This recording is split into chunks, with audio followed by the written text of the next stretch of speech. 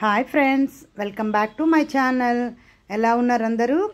ఈరోజు one more mini blog అండి మీకోసం. మా ఫ్రెండ్ వాళ్ళ ఇంట్లో వైభవలక్ష్మి పూజ ఉద్యాపన అయితే చేశారు తను. సో మేము ఆ పూజకి అయితే అటెండ్ అయ్యాము.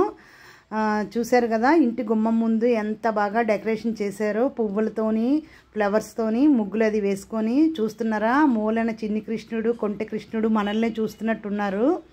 సో ఇలా ఎంట్రన్స్ అయిన వెంటనే వెనక ఫ్లవర్ డెకరేషన్స్తోని చూడండి ఎంత బాగా డెకరేషన్ చేశారు.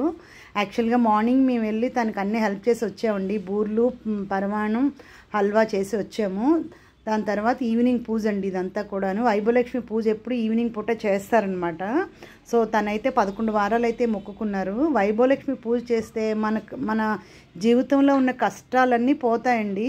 మా ఫ్రెండ్స్ అందరం కూడా చాలాసార్లు చేసాము ఈ పూజ అనమాట. ఇన్ని వారాలని మొక్కుంటారనమాట.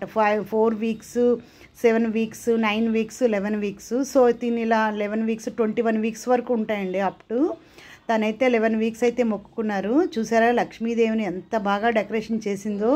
అమ్మవారు మొక్కం చూసారా ఎంత కలకల్లాడుతుందో, లక్ష్మీదేవి ఉట్టిపడినట్టు.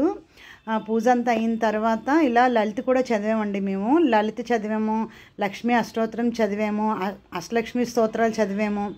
అంతా బాగా చాలా బాగా చదివామండి.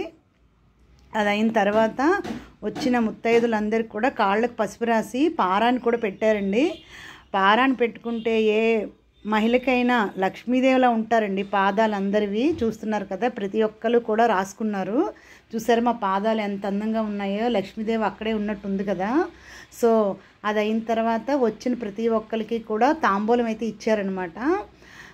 తాంబూలంలోని బ్యాంగిల్స్, నిండు తాంబూలం ఇచ్చిందనమాట తను.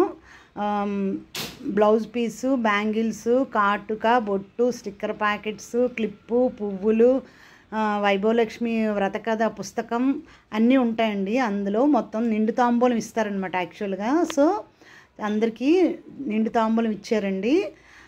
ఇచ్చిన తర్వాత ప్రసాదాలు కూడా ఇచ్చారు. ఇచ్చిన తర్వాత మేమందరం కూడా ఫ్రెండ్స్ అందరం కూడా ఫొటోస్ కూడా దిగామన్నమాట. చాలా బాగా ఫొటోస్ దిగి ఇంటికైతే వచ్చామండి. నైట్ 10:30 అయిపోయిందండి ఆ రోజు మేము ఇంటికి వచ్చినప్పటికీ. చూసారు కదా, తాంబూలాలు ఇంకా ఇస్తూనే ఉన్నారు మొత్తం. మా ఫ్రెండ్స్ అందరూ అండి, మీకు ఆల్రెడీ తెలిసే ఉంటుందండి మా ఫ్రెండ్స్ అందరూ ఎవరు ఉంది. మేము ఆల్రెడీ లాస్ట్ మంత్ ద్వాదశి రోజు పిక్నిక్ వెళ్ళాం కదా. సో వాళ్ళందరూ ఇక్కడికి కూడా వస్తారనమాట. మేమందరం కలిపి ఏ పూజ అయినా ఏ పండుగ అయినా అన్నీ కలిపే చేసుకుంటామండి. ఇవన్నీ చూసారు కదా, బూర్లు, పాయసం, హల్వా ఇచ్చారు. ఇగోండి ఫోటోస్ కూడా దిగి పూజ అంతా హ్యాపీగా కంప్లీట్ చేసుకుని ఇంటికైతే వచ్చాం ఫ్రెండ్స్. Bye friends.